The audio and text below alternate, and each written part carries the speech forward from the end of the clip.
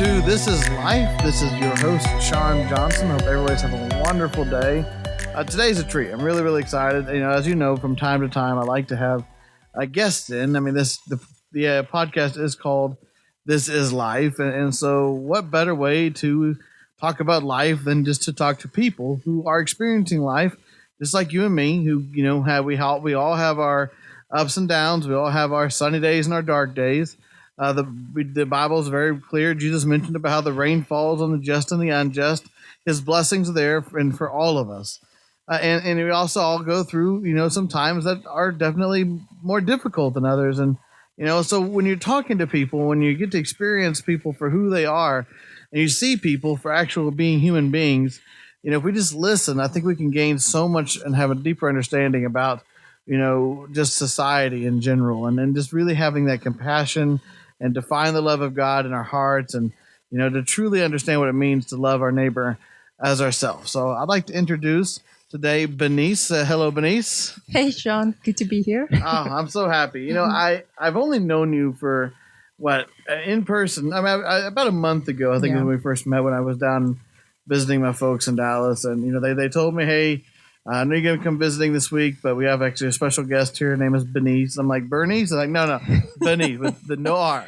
No. Okay, awesome. That's unusual for me, but I got it. Of course, I probably the first couple of times, and you probably get this a lot. Yeah. People called you Bernice. It's not a name that we have in America. And in case you didn't notice, she does have a slight accent.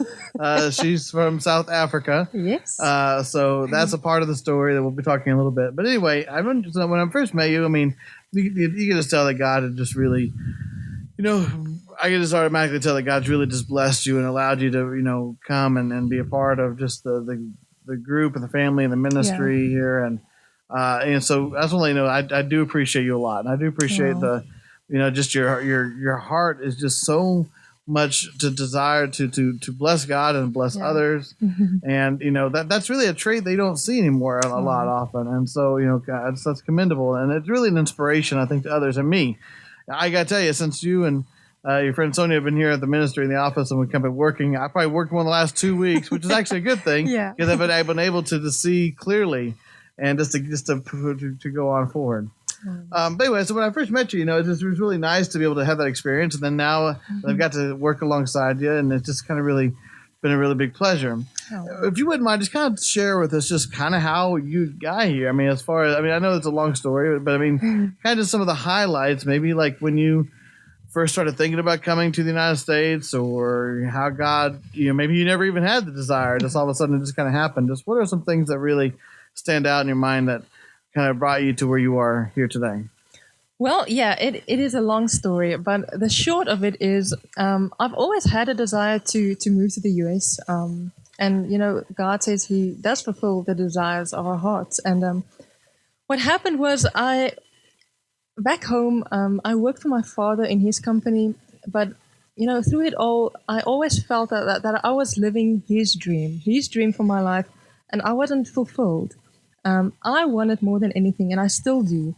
I want God's perfect will for my life. That is what I want. You don't mind me asking what kind of work was it? You don't have to say the name of the business. Sure, but what kind of work was it? We did quantity surveying. So what that is basically back home is you work with architects' plans that they drew up, and we do the quantity surveying. We do the cost estimation from foundations to up to the roof, everything that goes into building a house or a warehouse or alterations and additions. We did the cost estimation on those projects. Wow. And it was fun. That's very intense. It was a lot of responsibility. Yeah, for sure. If you make a mistake, it's millions of dollars or rands, Wow. So I absolutely always had an issue with being fulfilled. I wasn't fulfilled, and I really wanted to work for God. I wanted to do something in his kingdom. And so what happened was I got involved in a ministry about 9 years ago. And we communicated back and forth, and I actually went to visit them this last January for the first time in 9 years since I've known them. And I really believe that God has called me to the US first and foremost. And with everything that happened with that ministry, I still believe he called me. Even though things didn't work out, and I have nothing but love for them in my heart, but things didn't work out, and there was many things that were exposed in that ministry. So I had to move on. I couldn't stay there because then I accepted the error. And so I couldn't do that. And then I called up Sonia, and what a blessing she has been. And the short of it is, yes, I do believe God called me to the US. I have a lot of prophecies I stood on as well. So yeah, I'm here now. I mean, I'm here. Right. I'm in the US, and I believe God is going to open up doors where they need to be. Would you say was it when you kind of made that decision? How did your family react? Like when you told Oh, them, my "Hey, goodness. I made the decision. I'm going to go to this ministry that I've been talking to for about 9 years. I'm leaving. I'm not. It's not because it's not like you're just saying, "Hey, I'm going to go across the street." Yes. I'm going across this giant ocean, thousands upon thousands of miles away. I mean, that had to have been. I can only imagine if I were told that to my folks, what their reaction would be. Oh, Shawn, it was incredibly difficult. I mean, me and my family, we are incredibly close. We are, we are so close. So when I told them that this is what I felt God put in my heart, and I'm being called to the US, man, it was like death. They mourned me leaving, and for me to pack up everything at home, it was horrible. I'm still struggling with it, to be honest. I don't think I'll get over it very soon. But to know, Well, especially if you were so close, and that makes a lot. yeah, I mean, my sister have 2 kids that I love as my own, and to leave that all behind, that, and through everything that I've been through, the thing that I've learned the most is what obedience is in the kingdom of God. To be obedient, and one of my biggest tragedies in life is also my biggest testimony, and that goes to my cousin that passed away, and there I also learned the importance of obedience. So if you don't mind, I would like tell me about that. to share that with you, because I always absolutely. well, I always say the biggest tragedy in my life has also been where God has revealed His love for me in such an amazing way. So what happened is the Lord thought it best to take my cousin. Her name was Eunice. He took her home in June of 1999. Wow. And her death absolutely shattered me. How old was she? She was only 22. Wow. She was very young still. She had a two-year-old boy, baby boy. And what happened was they were driving, and they were on a pickup truck, and they had lots of powder that you make paint with. They had lots of powder on it. And her husband, we don't know if the pickup truck was loaded too much or what happened, but he lost control of the vehicle, and the car or the pickup truck rolled, and all 3 of them went out of the including the child. Yeah, all 3 of them was flown out of the car through her window. And goodness. when her husband came to, he realized that they might be under the truck still, and on his way running to the truck, it was the powder. He couldn't really see. The powder was so fine, and on his way running to her and to search for them, he heard his son crying, so he ran in that direction. And on his way, he found my cousin lying on the ground.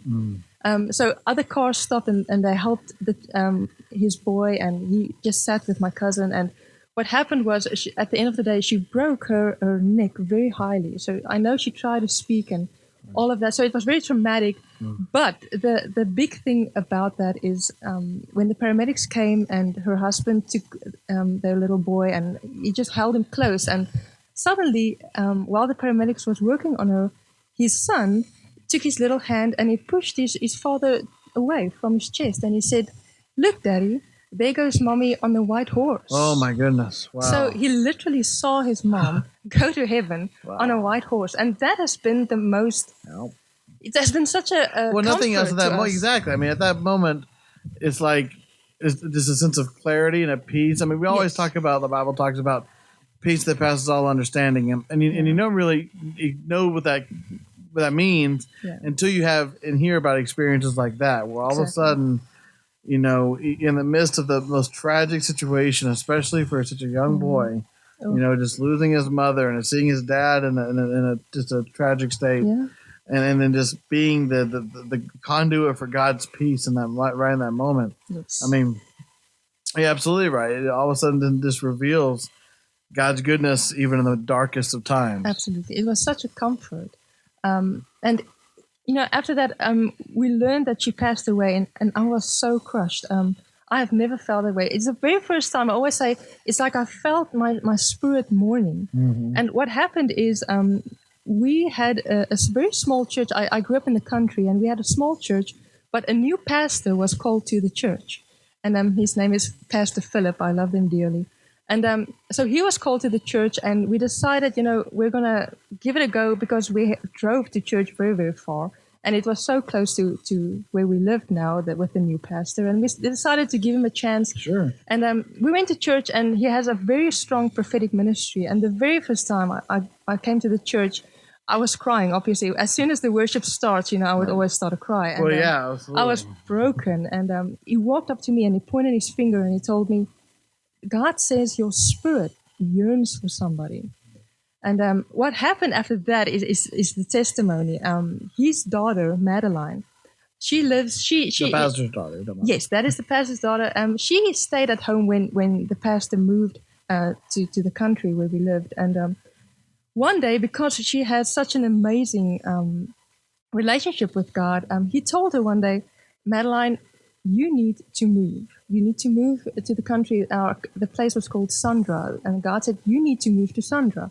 And she's like, Lord, my whole life is here. My friends are here. I'm happy here.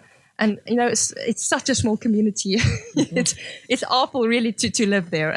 But, right. And still, God just put it on her heart. And because she loved him so much, and this is where obedience comes in, she said, okay, Lord, I'll move. I don't know why, but I'll move. And it turns out she was going to be the next youth minister at our church. And I decided, well, I gave the pastor a chance. I might as well give Madeline a chance. And I walked through the doors, and she was up on the stage. And, of course, she told me this afterwards. She said, the moment that I walked through the doors, God said, do you see that girl over there? And she's like, yes, Lord. And God said, she is the reason that you had to move. Wow. And God literally sent me someone from another state to carry me through Eunice's death. Wow. And obedience.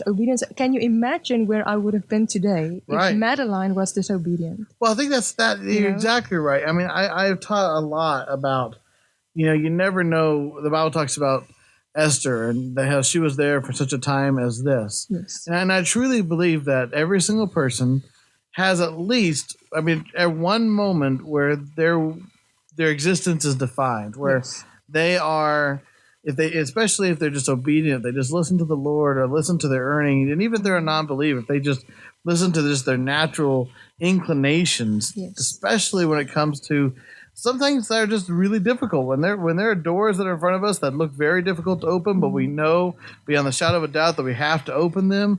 Where do you find that strength? And I guess maybe that's my question to you is like, now that you have an understanding of not only with the pastor's daughter and then even in your own circumstances coming over to the United States, what would you say to somebody who's literally looking in front of a really difficult door that they know they have to open, that God is really putting on their hearts to do, but yet the sacrifices that's going to take in order to walk through that door are monumental. Maybe they have to, like you give up what they've known in their family, or maybe they have to, just step out of their comfort zone. Maybe they have to leave their work. Maybe they have to, maybe they've been doing something like in their work for a long time. Like God's calling them to do something completely different and completely new. Yeah. What would you say as a word of encouragement to them to let them know that it's worth it once they just make that decision to, as Peter did, get out of the boat and take that step of faith? Absolutely. I think the first thing that I would tell that person is, how much do you love him? Because your love for him will really depend on your obedience. God has put it on my heart that, he is above parents. He is above our work. He has to be above all that in our hearts. So my first question to that person will be, how much do you love him? Because if he is truly first and foremost, number one in your life, and you've completely given yourself to him spiritually, physically, in every level, then the obedience is almost easy. Right, it's almost natural. It's almost natural, right. Yes. Well, absolutely. That makes a lot of sense. I think that because I think that sometimes we forget that when we become saved and when we acknowledge Jesus in our lives and when we have given ourselves to him, we have truly given ourselves to him. Exactly. At that point, we're saying, God, I trust you. Just like you clothe the grass of the field, you feed the flocks of the air, you're going to clothe and you're going to feed me. And I'm going to, love God with all my heart, soul, and strength, and love my neighbor as myself, because God, I'm trusting in you to take care of me. I believe that's exactly true. Yeah.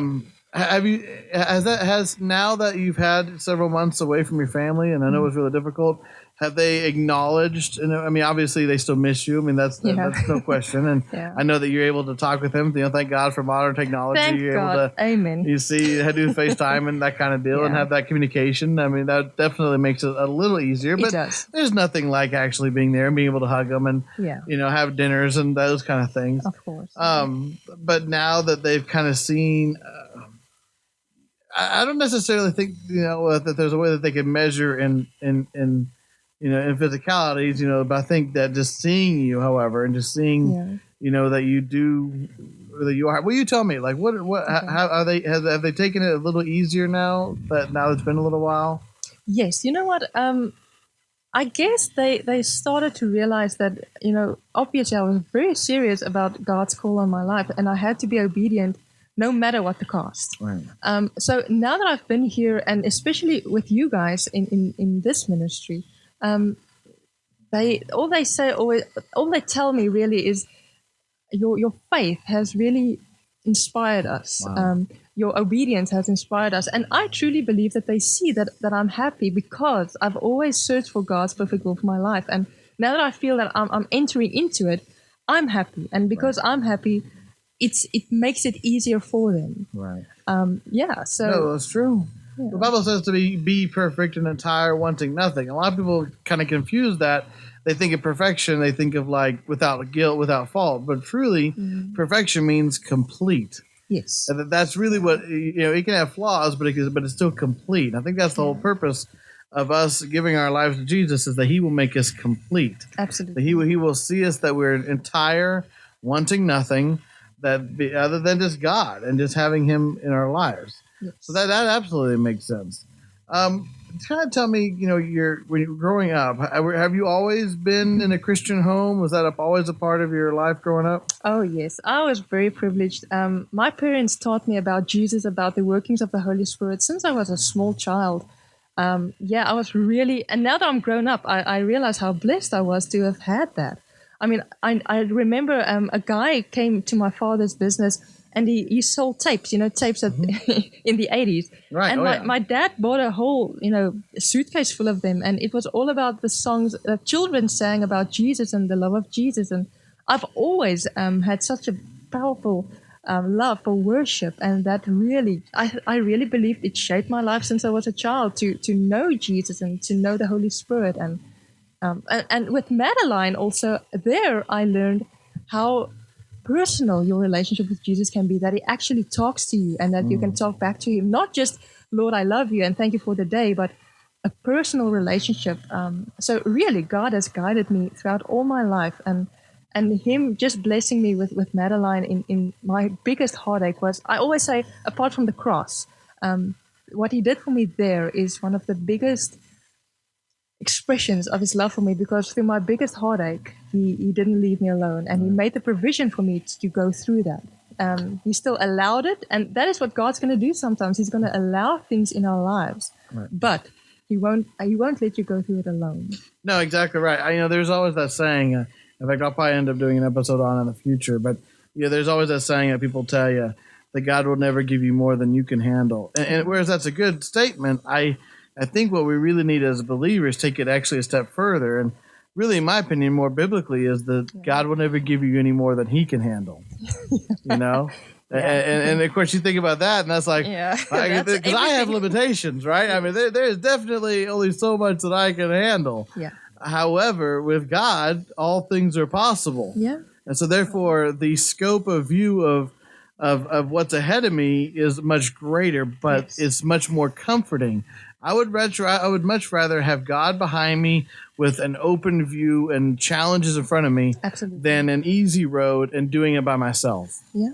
Because, at that point, I no longer become self-serving, I become God-serving, and I become other people serving, and I believe that that's really who we are as people, who we're supposed to be. Absolutely.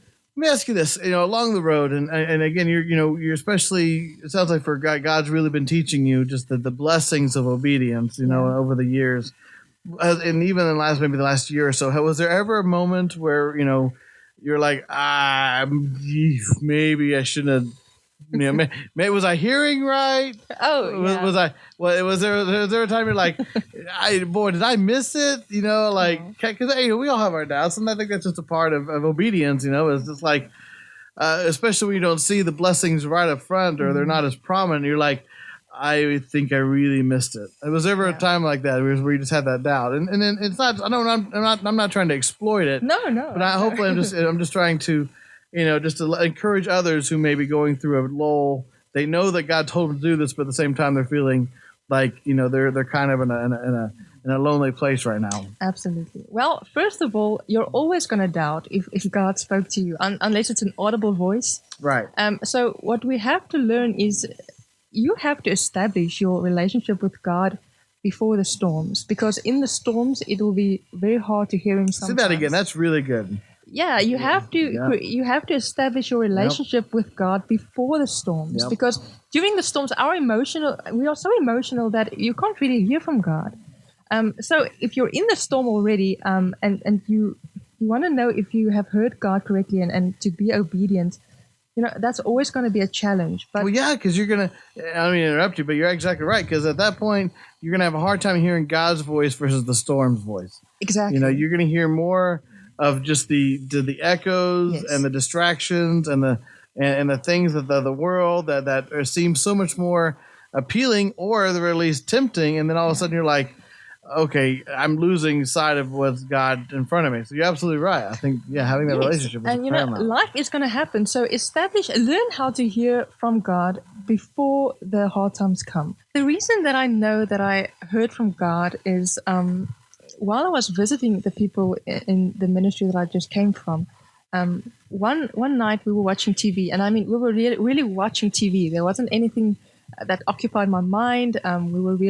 I was concentrating on the TV, and suddenly the Lord flooded my mind with Madeline and her obedience, and He clearly spoke to me and said, "My child, if you're not going to be obedient to make this move, a lot of the things that I have planned will not come in fulfillment." And that really got my attention. Yeah. And that is, I can honestly tell you, that is one of the times that I know that I heard the Lord speak to me. So sometimes you'll wonder, did I hear right? Sometimes you'll think, oh, this was my own thought. But there's sometimes that when God speaks to you, you know. Right. So that is the only way I can explain it, that I know that I've heard. And luckily, because of Sonia and the things that we went through now together, she was my confirmation that everything I heard from God while I was at this ministry is also true. Wow, you're absolutely right. And that is really encouraging to me, and I think it will to the listeners, especially those who maybe are facing some struggles with knowing, okay, God, I think I hear you. I know I hear you. But, man, it's going to be really, really tough looking forward. And so that's an encouragement to them. So it's definitely apparent that, like you mentioned, about how we have to have a relationship with God before we really step out into the step of faith, into the storm. Yeah. Because that's what's going to be our fundamentals. That's what's going to be our base and the strongest point of us. What are some, I used to call, when I was in, youth ministry, I used to tell the kids to, basically, I want you to imagine having when you get to heaven and you're in your mansion, and they're on the coffee table. Everybody has coffee table books, right? Yeah. I want you to imagine in your mansion in heaven, there's a coffee table book that God has laid aside, and it's just filled with pictures of intimate moments between you and the Lord. And how full will it be? Will it be just a couple pages? Are you going to have multiple series of pictures of where it's just you and the Lord just talking and communicating and experiencing one another? Because I think that's the whole difference between being a Christian and being a disciple, is you can just name Christ and, hey, I'm a Christian, or a disciple of God actually seeks out the Lord and pursues the Lord and desires to have a relationship with him, that just like I would have a relationship with my wife or my friend or somebody I'm really close to, my family, I can have a relationship with the Lord. And so I would encourage them, to go and create memories with the Lord. Fill Yes. up your photo album with God, and whether it be, in a local, in a gosh, go to a park, or go to the lake, or just go someplace even private, that even your own prayer closet, even your own car, Yeah. someplace where you can just be alone with the Lord and just experience Him. Well, for you, what are some places like that for you, where maybe even something? Is there a time where you were close to the Lord and memorable? Maybe some of your favorite, as I said, photographic memories with the Lord. Yeah. Things that you would find in your book of memories with God. Like, is there, and maybe in addition to that question, what are some ways that you do get close to God? Do you prefer praise and worship? Do you prefer this intimate prayer? Do you just prefer silence? Where, do you find the most strength in getting closer to God? Okay, that's an interesting question. I've never really thought about that. It's really cool. Well, if I think back on my time with the Lord, man, I think all my titles would be, helping Benice out and putting her in this protective bubble, really. Right. And the special moments would definitely be all the times that I had with my family. The way that God blessed me with a loving family, a healthy family. Yeah, and the way that I really seek the Lord is through worship. God has really put a heart of worship in me. My mom always said, I was literally a 4 or 5 month old baby, and I would rock in my crib and hum. So I was singing since I was about 5 months old. So God really put a heart of So you worship. sing? I did not know you sung. That's cool. Wow. Yes, I absolutely love, and to worship God is amazing. And the thing that I learned through the hard times is, when you don't know how to pray, when you don't know what to tell the Lord, just worship. Because there's a song that Wes Hampton sings. It's called "Nothing Can Take You From Me," and the lyrics says, "Every prayer whispered and every praise offered from places of sorrow is precious to me." So many times when I go through hard times, when I go through happy times, praise God. And worship has always been my thing. So when I'm angry with God, I'll worship. And you know what? I actually thought about that. When you talked about the books, what we might see in heaven one day. And it's all not all good books. No, that's true. We go through hard times. Yeah, with God. that's a part of every relationship. Yeah. It's not always going to be roses and flowers. Exactly. It's going to be definitely. But I think that's what makes it real. I think that's what makes it, something that's beyond just an identity. It's like when you have a relationship with God, just like a relationship with a person, you're going to have spells where it's dry and empty. You're going to have times where it's joyous. You're going to have times where you're angry. You're going to have times where you're just so in love with God, and that's absolutely correct. Yeah. So there's no question, that's precisely. I think that's the way it should be. Yeah. That's what makes God more real. I think that really is what, if you look at even Adam and Eve, the beginnings of relation. That's I believe that's the whole point of why Jesus came to this earth, was to restore the relationship God had with man in the beginning. Yes. And now that we have that opportunity, because Jesus lives inside of us, because we're no longer subject to the flesh and subject to our own desires, now that we have Christ in us, and that's who God sees, now all of a sudden we can start fulfilling the potential of life that we were supposed to and designed to from the beginning, before we were even created. Absolutely. And the thing that we have to take from those hard times is, for me, for being angry with God for almost a whole year because of a lot of things He allowed to come into my life. I had the best relationship with God, and even I got angry with Him. That's normal. But the thing I take from it is, going through all of that I went through for a solid year, the worst trauma for me was not being close with God for that year. And I learned that, yes, I've always served God since I was a little girl, but at that time in my life proved to me that, I've tried to live without Him. I was angry with Him. I didn't want anything to do with Him. He's allowing all these things in my life. And I realized I could never do that. I serve Him now because I cannot live without Him. I cannot go on day-to-day life without Him. So sometimes in the hard times, it'll reveal what's in your heart. And that's a good thing. Well, that's absolutely a good thing, and I think that's what also makes. And I think that's the kind of the takeaway from today is that just that when you trust God, and when he sets things in front of you that may seem difficult, Yeah. but when you have a relationship with Him, you automatically at that point have developed trust with the Lord, and it's so much easier to walk through those doors that may seem difficult. And yes, they're going to have sacrifices, but you know what? Just like everything else in life, if it's worth doing, it's going to be difficult. But at the end of the day, you'll finally see the light, and you'll finally see what God truly had intended all along. So, well, thank you, Benice. I appreciate you so much for coming in today, and I pray that everyone out there, you guys are blessed. Have a wonderful day. God bless you guys. Until next time, aloha and mahalo.